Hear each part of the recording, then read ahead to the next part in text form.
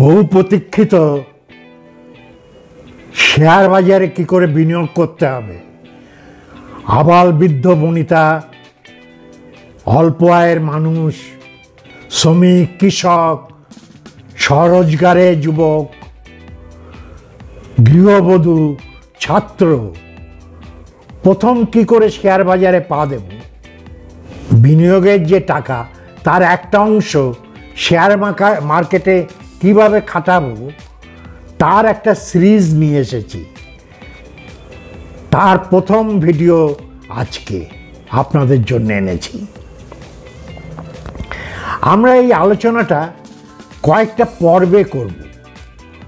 আজকে আলোচনার যে মূল থিম সেইটা কয়েকটা ভাগে ভাগ করা হয়েছে। সেই থিমগুলো কি কি? এক হচ্ছে শেয়ার মার্কেট সম্বন্ধে যে মিথ আছে, প্রচলিত যে কথাবার্তা সমাজে রয়েছে, সেই মিথটা আমরা ভাঙার চেষ্টা করব। 2 নম্বর হচ্ছে শেয়ার মার্কেটে কিভাবে কাজ হয়, মেকানিজম অফ শেয়ার মার্কেট। 3 নম্বরে শেয়ার মার্কেটে ট্রেডিং ভার্সেস ইনভেস্টমেন্ট, আমরা কোনটা করব? আমরা কি ট্রেডিংয়ের জন্য আসবো না ইনভেস্টমেন্টের জন্যে? 4, কে শেয়ার মার্কেটে ইনভেস্ট করতে পারবে? 5, শেয়ার মার্কেটে প্রথম কাজ করতে হলে, টাকা বিনিয়োগ করতে হলে কি প্রসিডিওর, সাধারণ প্রসিডিওরটা কি? এবং সবশেষে 6 নম্বরে আমরা আলোচনা করব আমরা কি ধরনের শেয়ার বাছব, স্ক্রিপ্ট বা শেয়ার বলতে যা বোঝায়, কি ধরনের শেয়ার আমরা বাছব, কোন শেয়ারে টাকা ইনভেস্ট করব, সেই বিষয়ে আমরা আলোচনা করব। আমার অভিজ্ঞতা থেকে গোটা 3 শেয়ারের অভিজ্ঞতার কথা বলছি। 2019 সালে কেনা টাটা এলএক্সি 965 টাকায় কেনা ছিল, সেটার দাম আজকে 7,300 টাকা। ক বছর? 5 বছর। 965 মানে আপনি ধরে নিন 1,000 টাকা, আর এখানে 7,300 মানে 7,000 টাকা। তাহলে কেউ যদি 19 সালে টাটা এলএক্সিতে 1 লক্ষ টাকা ইনভেস্ট করত, 5 বছর বাদে সে পেত 7 লক্ষ টাকা। ভাবা যাচ্ছে? সেটা তো সম্ভব না। তাকে আমরা যে ফর্মুলা বলেছি এরকম শিওর শট কেউ দেবে না যে আপনি জানবেন টাটা এলএক্সি এত বাড়বে, অতএব সব টাকা আমি টাটা এলএক্সিতে ঢেলে দিই। আমি হয়তো 1-2 কিনেছিলাম। তারপরে হেল সরকারি একটি প্রতিষ্ঠান, হিন্দুস্তান এরোনটিক্স, স্পেসের কাজ করে, মহাকাশের কাজকর্ম, প্লেন ফ্লেন এসব, রকেট। হিন্দুস্তান এরোনটিক্স লিমিটেড 2019 সালে 500 টাকায় বাই হয়েছিল। আজকের দিনে দাঁড়িয়ে সেটার দাম 5,000 টাকা। তাহলে কেউ যদি 1 লক্ষ টাকার হেল 2019 সালে কিনতো, তার আজকে হতো 10 লক্ষ টাকা। 5 বছরে 10 লক্ষ টাকা। যেখানে 1 লক্ষ টাকা হলে 1 লক্ষ হতো 10 লক্ষ টাকা। যেখানে ব্যাংকে 1 লক্ষ টাকা 5 বছরে 7% ইন্টারেস্টে আপনি পাবেন 1,44,000 টাকা। স্কটের নাম শুনেছেন? সবচেয়ে বেশি ট্র্যাক্টর ভারতবর্ষে যাদের বিক্রি হয়, বিশেষত পাঞ্জাব হরিয়ানাতে ট্রাক্টর, সেই ট্রাক্টর উৎপাদন করে স্কট। এদের একটা শেয়ার কেনা হয়েছিল 2019 সালে 800 টাকায়। সেটার মূল্য আজকে 3,800 টাকা। তার মানে প্রায় 5 গুণ বাড়ল। 1 লাখ হলে 5 লাখ হবে। আমার ভিডিও যদি আপনাদের ভালো লাগে, এতটুকু কাজে লাগে, তবে লাইক করুন, বন্ধুদের শেয়ার করুন, যারা জানতে চায়, আপনার নিকটজন, যেটা আপনি জানতেন না আপনি আজকে জানলেন। এইভাবে সহজ বাংলায় শেয়ার মার্কেট সম্বন্ধে আলোচনা এর আগে খুব কম হয়েছে এবং এত কনফিডেন্টলি কেউ আলোচনা করবে না। আজ যারা এখনও সাবস্ক্রাইব করেননি কিন্তু আমার চ্যানেলটা দেখেন, তাদের অনুরোধ যে লাল সাবস্ক্রিপশন বটনটা হিট করে দিন এবং অল নোটিফিকেশন বেলটা বাজিয়ে দিয়ে অলে ক্লিক করুন, যাতে আমার যখনই কোনো ভিডিও আপলোড হবে তার নোটিফিকেশান আপনার ইউটিউবে চলে যাবে আর আপনি আমার ভিডিওগুলো সময় মতো দেখতে পাবেন। আর যারা এতদিন ধরে আমাকে সাহায্য করেছেন, প্রায় ১৫০০ সাবস্ক্রাইবার হতে চলল, এই যাত্রাপথে যারা আমাকে সহযোগিতা করেছেন, যারা আমার চ্যানেল সাবস্ক্রাইব করেছেন, চ্যানেলটা দেখছেন, তাদের অসংখ্য ধন্যবাদ। এই ইউটিউব করে কিন্তু কোনো পয়সা পাওয়া যায় না, সেটা যারা প্রফেশনাল অনেক বড় স্তরে কাজ করে তারা পায়। আমার এটা শুধুমাত্র প্যাশন, ভালো লাগা। তাহলে প্রথম আলোচনা যে মিথটাকে আমরা ব্রেক করব। শেয়ার মার্কেট সম্বন্ধে, আপনি শেয়ার মার্কেটে টাকা খাটাতে যাবেন এই শুনলে আপনার পরিবারের লোক, পরিচিতর মানুষ হই হই করে উঠবে, আরে না না, শেয়ার মার্কেট মানে জুয়া খেলা, সাট্টা, লটারি। তার থেকে ভাই জুয়া খেলো, সাট্টা খেলো, লটারি কেন, একই ব্যাপার। শেয়ার মার্কেট যাওয়া মানে, সিনেমায় দেখোনি বাংলা সিনেমায়, সর্বশান্ত হয়ে গেছে। বিশেষত সে এপারের বাঙালি হোক ওপারের বাঙালি হোক, বাঙালিদের মননে এরকম একটা ছবি আঁকা আছে। বিশেষত মধ্যবিত্ত এবং নিম্নবিত্ত মানুষরা ভাবেন শেয়ার মার্কেট একটা খুব নোংরা জায়গা, ওখানে গেলেই টাকা নয়ছয় হবে, সব টাকা জলে যাবে। অতএব শেয়ার মার্কেট নৈব নৈবচ। আমরা এই যে মিথ, এইটা আমরা আজকে ভাঙতে চাই। সেটা আমরা পরবর্তী ধাপে যে আলোচনাগুলো করব, আমরা মিথটা আলোচনা করলাম, আমরা এই মিথকে ভেঙে শেয়ার মার্কেটে ঢোকার চেষ্টা করব। ২ নম্বরে আলোচনা, শেয়ার মার্কেট কি, শেয়ার মার্কেটে কিভাবে কাজ হয়। আপনারা নিশ্চয়ই শুনেছেন শেয়ার মার্কেটে দুটো বড় বাজার আছে। একটা বিএসই, বোম্বে স্টক এক্সচেঞ্জ, এটাই পুরনো। তারপরে আরেকটা হয়েছে, সেটা হচ্ছে এনএসই, ন্যাশনাল স্টক এক্সচেঞ্জ। বিএসইতে প্রায় ৫,০০০ কোম্পানি লিস্টেড আছে, অর্থাৎ ৫,০০০ কোম্পানির শেয়ার কেনাবেচা সেখানে হয়। আর এনএসইতে ২,০০০-এর বেশি কোম্পানি লিস্টেড আছে যাদের শেয়ার কেনাবেচা হয়। তাই স্টক এক্সচেঞ্জটা জিনিসটা কি মশাই? কিছুই না। আপনি যেমন সবজির দোকানে যান, কাপড়ের দোকানে যান, মিষ্টির দোকানে যান সেই জিনিস কিনতে, সবজির দোকানে আলু পটল কিনতে, সেরকম শেয়ার মার্কেটে যেখানে শেয়ার কেনা বেচা হয় তাকে বলা হয় স্টক এক্সচেঞ্জ, খুব সহজ বাংলায়। এবং এটা একেবারে ডিজিটালি। যেমন আলু বেগুন কিনতে সবজি বাজারে গেলে আপনি নিজে বিক্রেতার কাছ থেকে জিনিসটা কেনেন, এখানে কিন্তু আপনি স্টক এক্সচেঞ্জে নিজে যে কিনতে পারবেন না, আপনার একটা মাধ্যম দরকার। যেমন মন্দিরে পুজো দিতে গেলে পুরোহিত ধরতে হয়, সেই রকমের স্টক এক্সচেঞ্জে আপনার শেয়ার কেনাবেচা করতে হলে একজন দালালকে ধরতে হবে, যাকে আমরা ভদ্র ভাষায় বলি ব্রোকার। এইরকম অসংখ্য ব্রোকার আছে যারা এই সমস্ত এক্সচেঞ্জে নথিভুক্ত। এবং এই এক্সচেঞ্জগুলোর যে কাজকর্ম সেটার জন্য একটা নিরপেক্ষ বডি আছে, তাকে বলা হয় সেবি। সেবি এদের কাজকর্ম, কী নিয়মে চলবে এক্সচেঞ্জের কাজকর্ম, সেগুলো মনিটর করে। সেবি এদের মাথার উপর। বিখ্যাত বিখ্যাত ব্রোকার আছে, অসংখ্য ব্রোকার আছে, বিখ্যাত অবিখ্যাত, যেমন Motilal Oswal, Zerodha, Groww, 5 Paisa, Sharekhan, Shri Baahubali,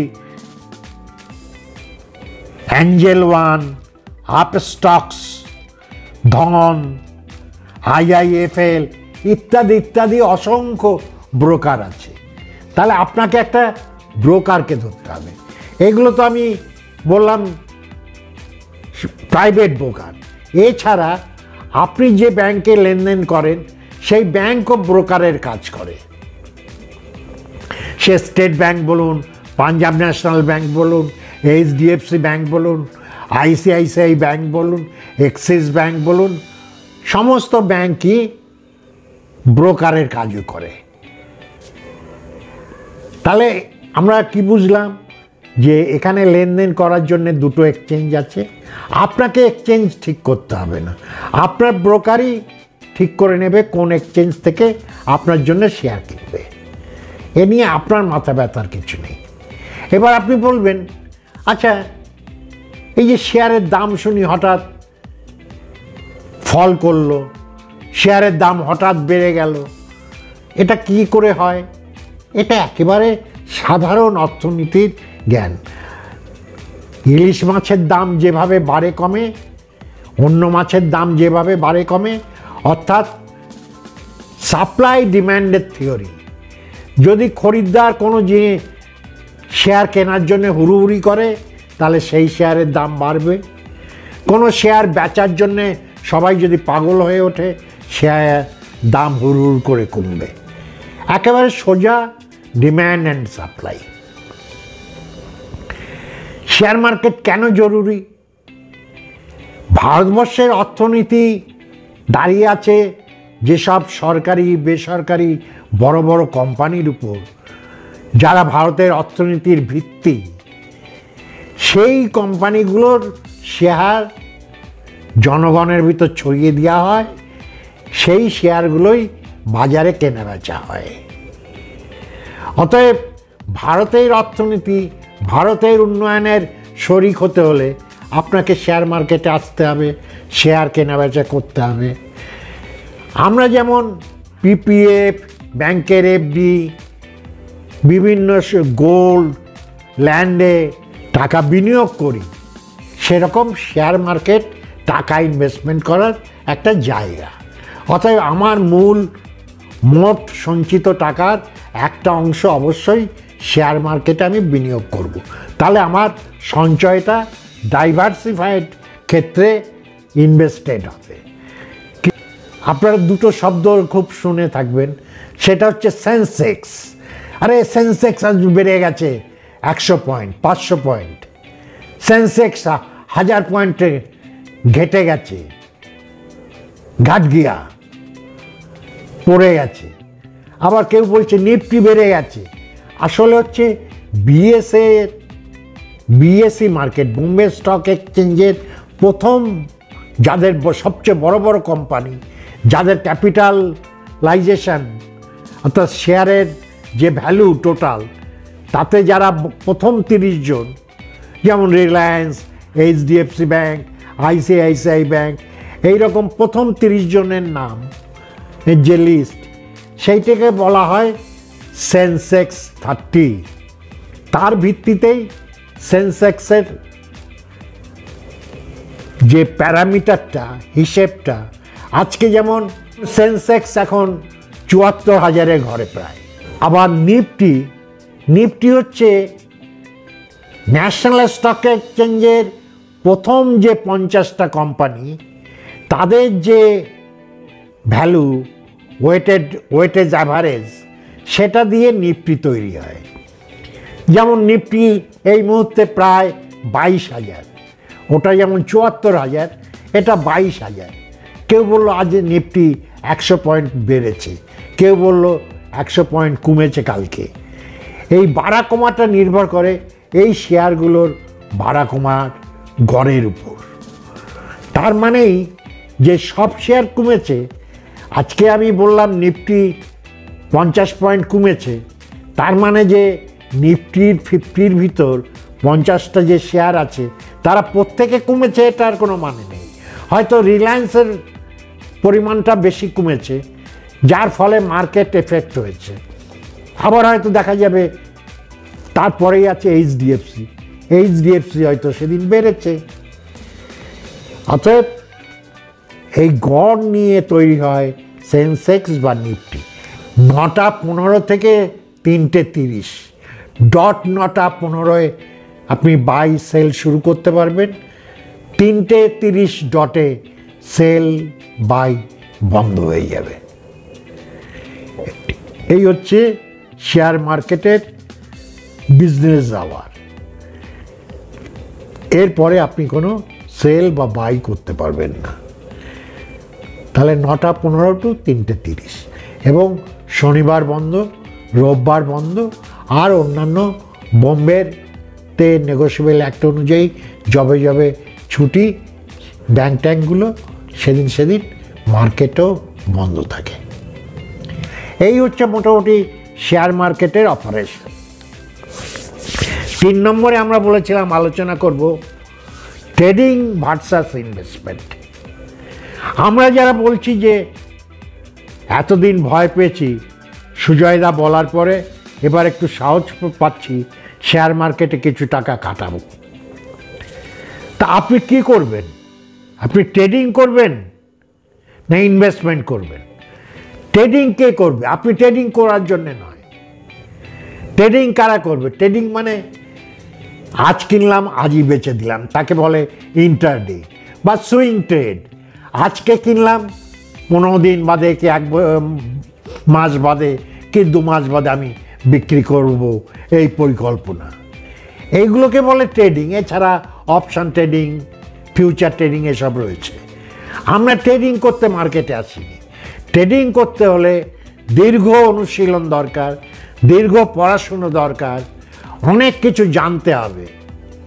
market analysis, ratio analysis, balance sheet study, technical analysis, management analysis, এই সমস্ত কিছু জানতে হবে, তবেই আপনি একজন ট্রেডার হতে পারেন। অর্থাৎ আপনাকে মার্কেটের খুঁটিনাটি সমস্ত কাজ জানতে হবে, কোন কোম্পানির কি অবস্থা সমস্ত খবর রাখতে হবে, না হলে আপনি ট্রেডিং করতে পারবেন না। তাহলে আমরা কি করব? তাহলে সুজয়দা কি বলছেন আপনি? আমরা ইনভেস্টমেন্ট করব লং হরাইজনে, 5 বছর থেকে 20 বছর হরাইজনে আমরা ইনভেস্ট করব। আপনি একটা এফডি করার পরে প্রতি মাসে কি খোঁজ নেন যে এফডিটার অবস্থা কি? আপনি জানেন 5 বছরের জন্য 1 লাখ টাকা ইনভেস্ট করেছেন, 5 বছর বাদে 1,44,000 টাকা পাবেন 7% ইন্টারেস্টে। ওকে, কিন্তু শেয়ার মার্কেটে এরকম প্রিডিফাইন্ড ম্যাচুরিটি ভ্যালু আপনি জানতে পারবেন না। এখানে এইটুকু রিস্ক আপনার থেকে যাচ্ছে। রিস্ক এখানে থেকে যাচ্ছে যে এটা প্রিডিফাইন্ড না। আপনি আজকে বিনিয়োগ করলে 1 বছর বাদে বা 5 বছর বাদে কত পাবেন সেটা প্রিডিফাইন্ড হচ্ছে না, এটা একটা অনুমান ভিত্তিক। সেই জন্য আমরা বলি যে অন্তত 5 থেকে 20 বছরের হরাইজনে যদি ইনভেস্ট করেন তাহলে মার্কেট আপ ডাউন হতে হতে যে রেঞ্জে যাবে সেটা আশা করা যায় 12 থেকে 20% হেসে খেলে আপনি পাবেন। আমরা যদি খুব লো রিস্কে ইনভেস্ট করি তাহলে আমরা আশা করতে পারি 12% রিটার্ন 5 বছরের উপরে পাবো। আমরা যদি মিডিয়াম রিস্ক নিতে রাজি হই তাহলে আমরা অন্তত 15% রিটার্ন পাবো একটু লং রেঞ্জ, অর্থাৎ 5 বছরের উপরে।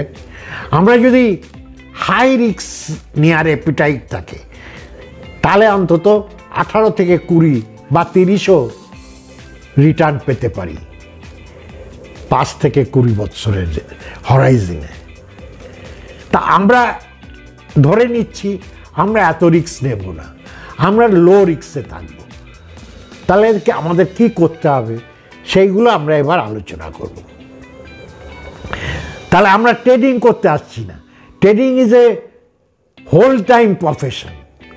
যারা ট্রেডার তারা বিভিন্ন ট্রেনিং নেয়, পড়াশুনো করে, মার্কেটের সাথে সবসময় যুক্ত থাকে। আপনি চাকরি বাকরি করে বা আপনার ব্যবসা করে আপনার পক্ষে, বা আপনি গৃহবধূ বা আপনি ছাত্র, আপনার এত সময় নেই মার্কেটের কি ঘটছে, মার্কেটে কোনো গসিপ আছে কি না, কোনো হিন্টস আছে কি না, কোনো কোম্পানিতে ইডি রেড করবে কি না, কোনো কোম্পানির ইনকাম ট্যাক্স ডিফল্ট আছে বিশাল, এরকম কোনো গোপন খবর আছে কি না, এসবের উপর হঠাৎ কোনো শেয়ার বাড়া কমা করে।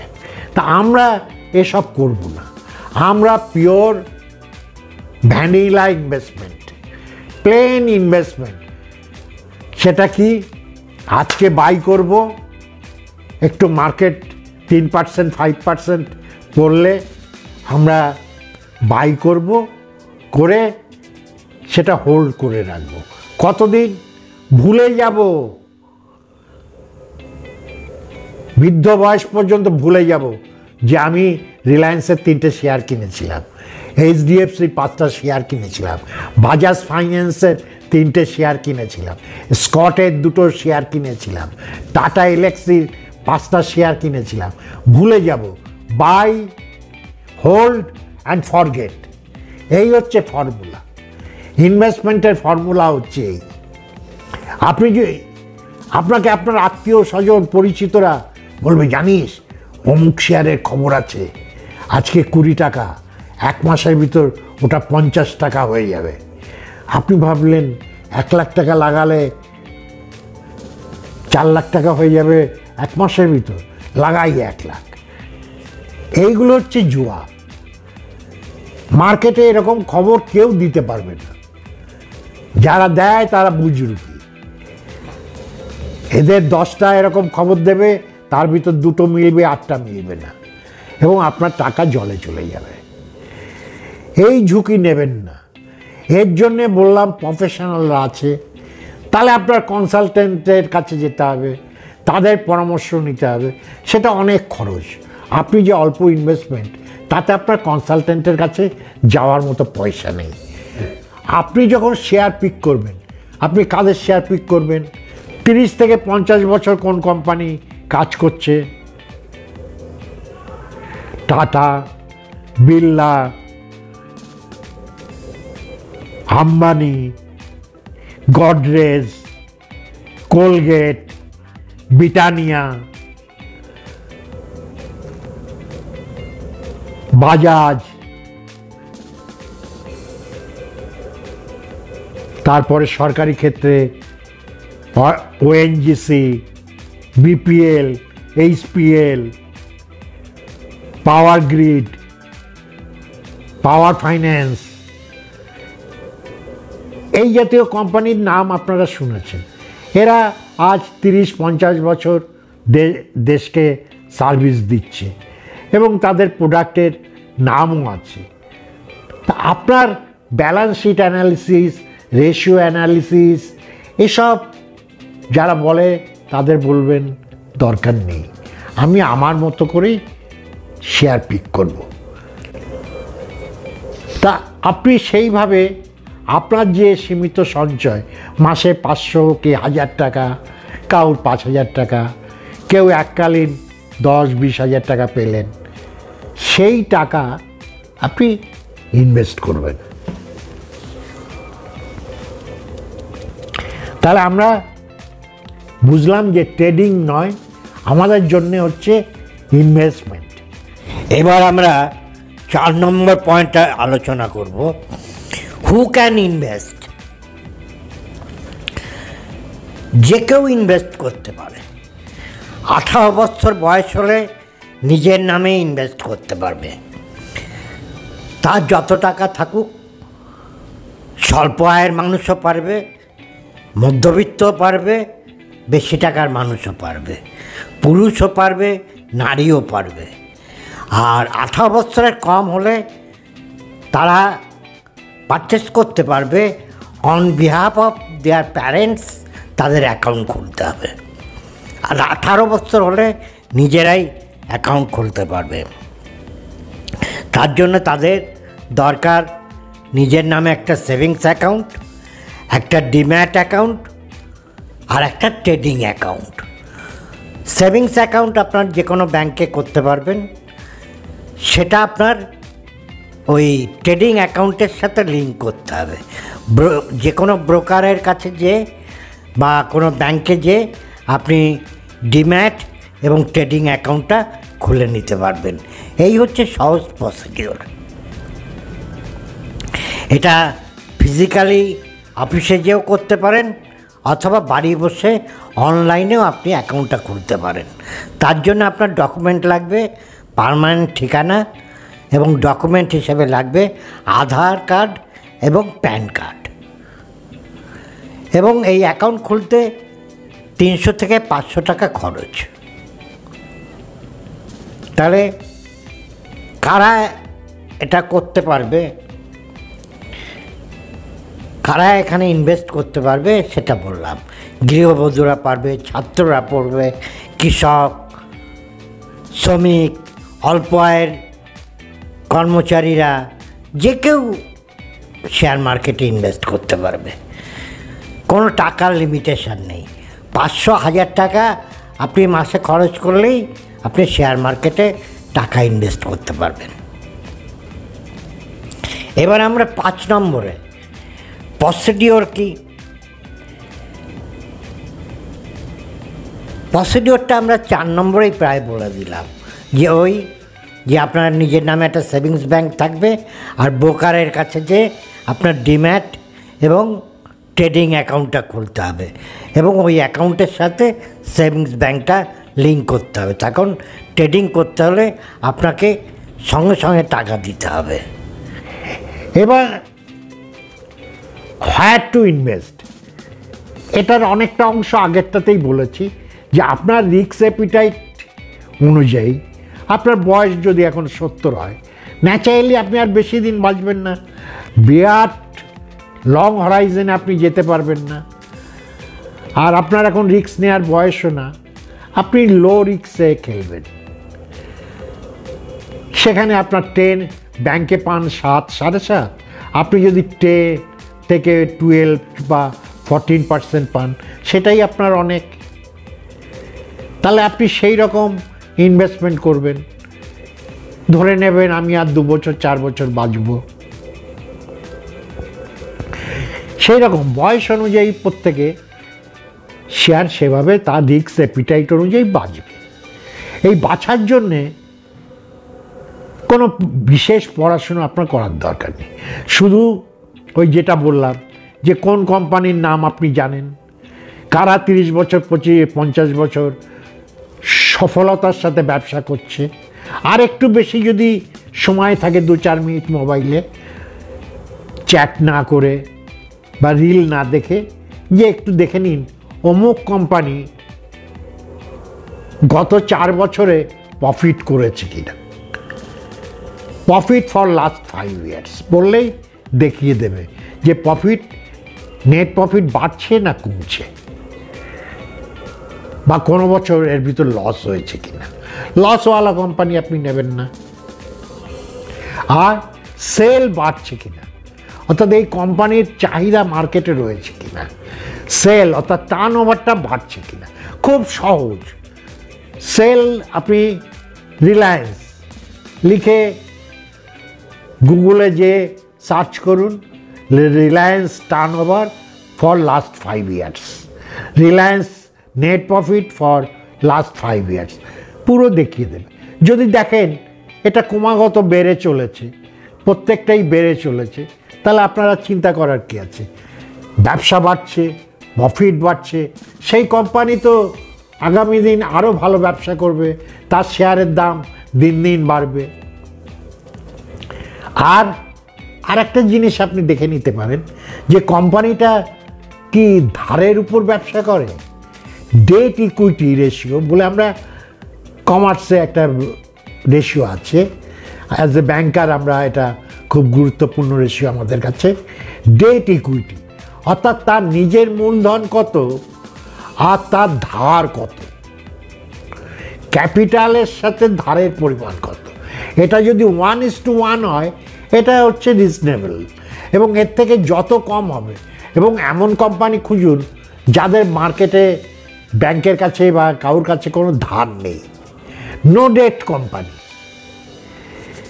তাহলে অন্তত একটা জিনিস শিওর হবেন, ধার দিতে না পারার কারণে কোম্পানি দেউলিয়াতে যাবে না, লিকুইডেশনে যাবে না। অনেক কোম্পানি আছে তার নিজের যা ক্যাপিটাল তার 5 গুণ 10 গুণ মার্কেটে ধার। আমরা এই জাতীয় ব্যবসাকে এনকারেজ করতাম না। লোন দেওয়ার সময় আমরা দেখতাম যে ডেট ইকুইটি রেশিও 1:1 এর কাছাকাছি থাকলে আমরা বলতাম এই কোম্পানিকে টাকা লোন দেওয়া যেতে পারে। সেটা শেয়ার কেনার সময় আপনি এটা দেখবেন কোম্পানিটা কি খুব ধারে ব্যবসা করে, প্রচুর মার্কেটে ধার আছে, ব্যাংকের কাছে বিভিন্ন ফিনান্সিয়াল অর্গানাইজেশনের কাছে প্রচুর টাকা লোন নিয়ে আছে, তাহলে নইব সে কোম্পানিতে আপনি বেশি রিস্ক নিতে যাবেন না। আমরা তো বলেছি যে আমরা ট্রেডিং করতে যাচ্ছি না, 2 দিন 5 দিনের গল্প না, আমরা 2 বছর 5 বছর 10 বছরের জন্য রেখে দেবো। বাই, হোল্ড অ্যান্ড ফরগেট, ভুলে যান, ও ওদের সিন্ধুকেই থাকবে। শুধু আপনার ডায়েরিতে একটু নোট করে রাখুন যে এই তারিখে এততে আমি রিলায়েন্স কিনেছিলাম। এই প্রসঙ্গে আপনাদের আরেকটা কথা আমি বলবো, এইগুলো দেখলেন, এই দেখেই কি আপনি শেয়ার কিনবেন? আপনার কাছে 10,000 টাকা আছে, আপনি 10,000 টাকারই টাটা মোটর কি 10,000 টাকার রিলায়েন্স কিনে ফেলবেন? একেবারেই না, একেবারেই না। ডাইভার্সিফিকেশান করতে হবে, ইনভেস্টমেন্টটা যেন ডাইভার্সিফিকেশান হয়। আপনি 10,000 টাকা এমন করে ইনভেস্ট করুন যে অন্তত 3টে কি 4টে কোম্পানির শেয়ার আপনি কিনলেন। শুধু কোম্পানি আলাদা হলে হবে না, সেক্টর ডাইভার্সিফিকেশান হতে হবে। আমাদের যে শেয়ার মার্কেট রয়েছে সেখানে অনেক সেক্টর রয়েছে। ধরে নিন financial sector, IT sector, oil and gas sector, FMCG sector মানে fast moving consumer goods, ITC ফাইটিসি, অটোমোবাইল, হেলথ কেয়ার, এরকম অনেক। আপনার টাকাটা দেশের উন্নয়নের সাথে সামঞ্জস্য রেখে, যেমন আইটি সেক্টর আগামী দিন আরও বাড়বে, একই সে কোম্পানির শেয়ার না, বিভিন্ন কোম্পানির শেয়ার এবং বিভিন্ন সেক্টরের শেয়ার হতে হবে। আপনি ধরুন একটা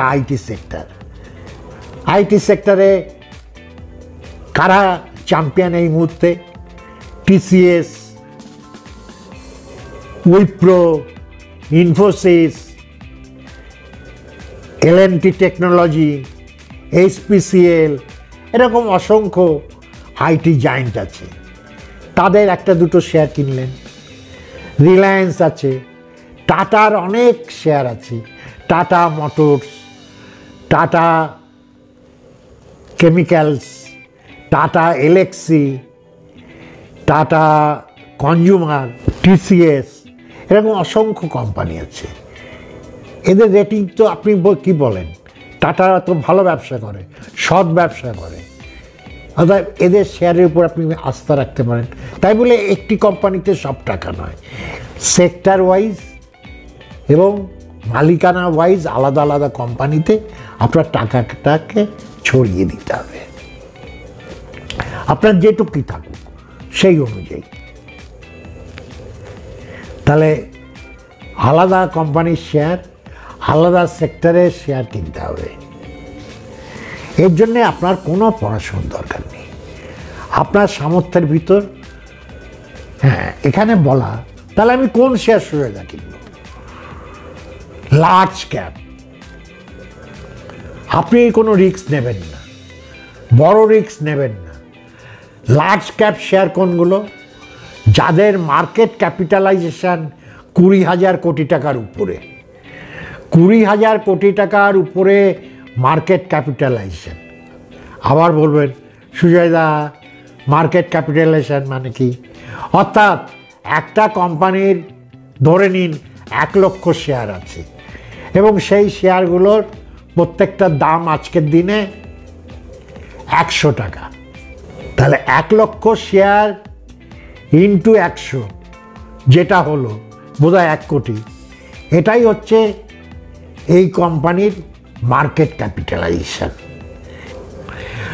আরও সংক্ষেপে আপনি যদি আরেকটু ছোট করে নিতে চান রিস্কটা, তাহলে নিফটির প্রথম 50 এবং সেন্সেক্সের প্রথম 30 যে শেয়ারগুলো আছে তাদের ভিতর থেকে চয়েস করুন।